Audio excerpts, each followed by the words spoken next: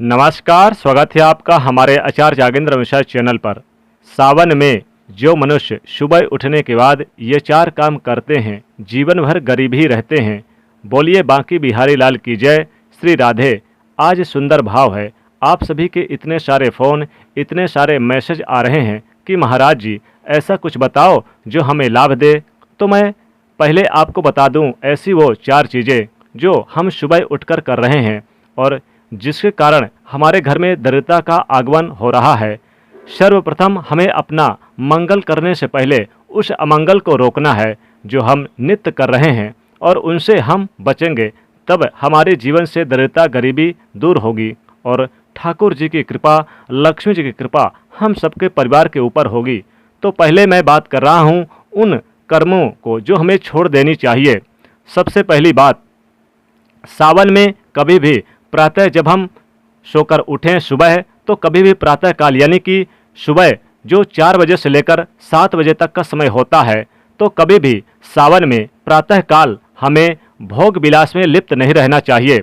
चाहे हम कितने भी बड़े गृहस्थी क्यों ना हो, चाहे हम कितने भी बड़े यानी कि कामकाज वाले, व्यवसाय वाले, नौकरी वाले क्यों ना हो, लेकिन कभी भी हमें सावन में सुबह के समय, भोर के समय, यह ब्रह्म बेला का समय होता है, इसमें भोग विलास में लिप्त नहीं रहना चाहिए। जब हम भोग वासना में लिप्त रहते हैं तो यह भोग वासना ही हमारे जीवन में दरिद्रता गरीबी को लाती है। पहली चीज़ है यह आप याद रखिए कि सावन में कभी भी भोग वासना में लिप्त नहीं रहना है। दूसरी बात, जब आप प्रातः उठे सावन में, तो कभी भी प्रातः उठकर अपने मुखमंडल को सावन के महीने में अपने चेहरे को अपने आईने में ना देखें। ये भी दरिद्रता गरीबी को प्रकट करती है, तो अपने मुख को अपने आईने में ना देखें। दूसरी बात। तीसरी बात, जब हम सावन में प्रातः उठें तो उठकर कभी भी किसी ऐसे दृश्य को ना देखें जिस दृश्य में लड़ाई हो रही हो, जैसे पशु पक्षी लड़ रहे हैं, जैसे चित्रण को, फोटो हो, वीडियो को ना देखें। क्योंकि आजकल आदत क्या है, सुबह उठते ही फ़ोन ले लिया और क्या करते हैं कि जब हम उसमें फ़ोटो देखने लगते हैं तो लड़ाई झगड़े वगैरह ऐसे चित्रण हमें देखने को मिल जाते हैं, अथवा हम पशुओं की लड़ाई, इंसानों की लड़ाई, ऐसे कोई भी वाद विवाद जैसे सोकर उठें तो ये चीज़ें ना देखें।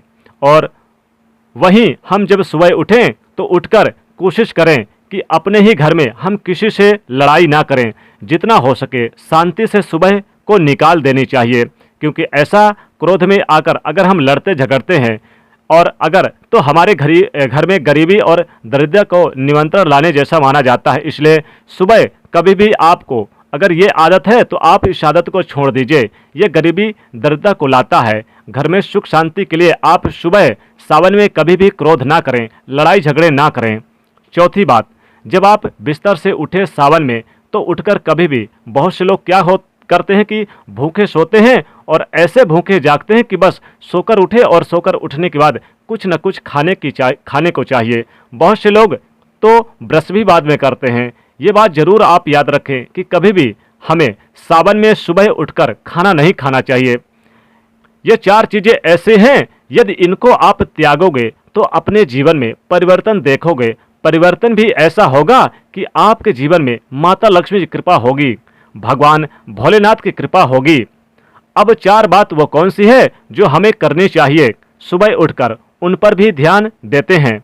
सबसे पहले जब हम सुबह उठें तो शास्त्र कहता है कि कराग्रे वस्ते लक्ष्मी, कर मध्य सरस्वती, कर मूले तु गोविंद, प्रभाते कर दर्शनम।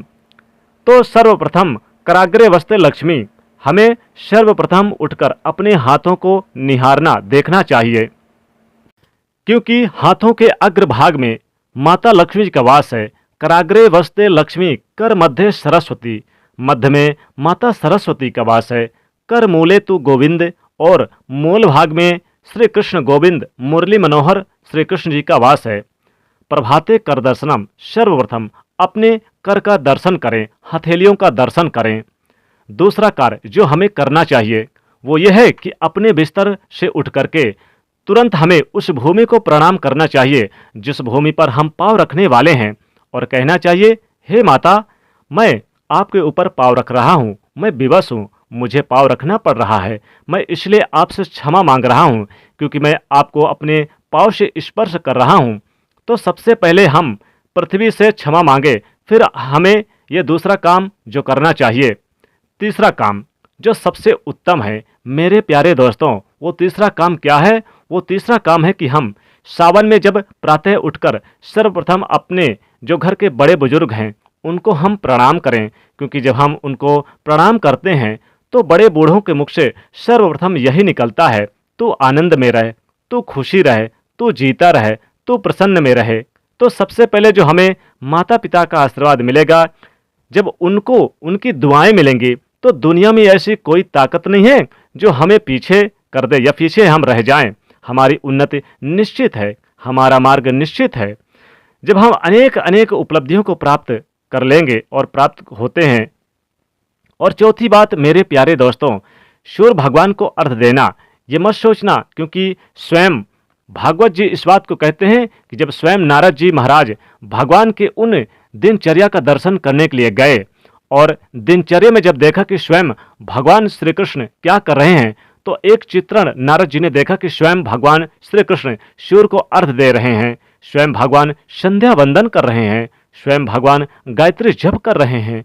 आप खुद सोचो मेरे प्यारे दोस्तों, जो स्वयं सृष्टि के रचयिता हैं वो कृष्ण भगवान, जो स्वयं भगवान हैं, पार ब्रह्म परमेश्वर हैं, मुरली मनोहर हैं, स्वयं यानी कि इस सृष्टि के रचयिता हैं, वो भी जब मानव देव धारण करते हैं, गृहस्थी में प्रवेश करते हैं, तो सूर्यदेव को अर्घ देते हैं। इसलिए सावन में आपको सूर्यदेव को अर्घ जरूर देना चाहिए। इससे भगवान भोलेनाथ की भी कृपा बरसती है, माता लक्ष्मी की भी कृपा बरसती है और भगवान श्री कृष्ण जी की भी कृपा बरसती है। ऐसे ही हम गृहस्थ में रहकर संध्या वंदन यानी कि गायत्री जप करें, और अगर नहीं कर सकते तो आप गायत्री मंत्र का जाप करें, उपासना करें, और यदि गायत्री का उपासना नहीं कर सकते तो कम से कम सूर्य को अर्घ जरूर दें। ये हम जरूर करें। तो ये 4 बातें जीवन में उतार लो मेरे प्यारे दोस्तों। आप याद करोगे मुझे जब भी कहोगे कि भैया आपने इतनी वीडियो बनाई, लेकिन ये इस वीडियो ने तो हमारे जीवन को बदल दिया। ये 4 चीज़ें ऐसी हैं जो आपको करनी चाहिए, और ये 4 चीज़ें ऐसी हैं जो कभी नहीं करनी चाहिए। आप स्मरण रखिएगा। अगर आप मेरी बात से सहमत हैं मेरे प्यारे दोस्तों, आपको मेरी बात अच्छी लगी, तो आप इस वीडियो को अधिक से अधिक शेयर कर दीजिएगा। प्रेम से कहिएगा जय श्री कृष्ण, और कमेंट में लिखिएगा जय श्री कृष्ण, जय माँ लक्ष्मी, हर हर महादेव, जय भोलेनाथ।